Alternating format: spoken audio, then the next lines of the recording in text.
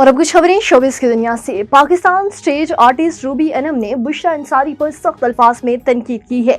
Ruby Anam, जो कि एक मारूफ पाकिस्तानी स्टेज आर्टिस्ट, अदाकारा और कॉमेडियन हैं, उन्होंने अपनी तवील और कामयाब करियर के दौरान कई यादगार परफॉर्मेंस दी। वो तकरीबन 30 सालों से मीडिया इंडस्ट्री का हिस्सा हैं और कई मशहूर पीटीवी अदाकारों के साथ काम कर चुकी हैं। उनके मशहूर प्रोजेक्ट में गुस्ताखियों, खबरनाक, गुलू कैफे और चल मेरा फुट 2 और 3 शामिल हैं। इस वक्त रूबी अनम दिल की बीमारी की वजह से टेलीविजन पर शाज़ और नादिर नजर आती हैं, लेकिन इंटरव्यूज और कभी कभार कॉमेडी शोज में अपनी झलक दिखा देती हैं। एक दिलकश वीडियो जो सोशल मीडिया पर वायरल हो गई, इसमें एक जापानी कैमरामैन और 2 खवातीन मशहूर बॉलीवुड गाने बड़ी मुश्किल पर रक्स कर रही हैं। अगरचे खवातीन का रक्स खूबसूरत था, मगर असल सितारे वो कैमरामैन बन गए जिन्होंने इस परफॉर्मेंस को फिल्माया।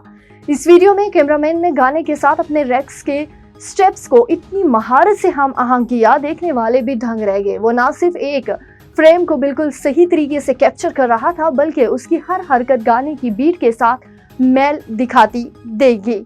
ये वीडियो इंस्टाग्राम पर शेयर की गई और अब तक इसने तकरीबन 8 मिलियन व्यूज और 2 लाख लाइक्स हासिल कर लिए हैं। मारूफ यूट्यूबर और टिकटॉकर सादुर रहमान उर्फ डकी बाई को लाहौर एयरपोर्ट से हिरासत में ले लिया गया। जराए ने बताया कि टिकटॉकर डकी बाई को सोशल मीडिया पर जुए की तरगीब देने और फहश मवाद फैलाने के इल्जाम में हिरासत में लिया गया।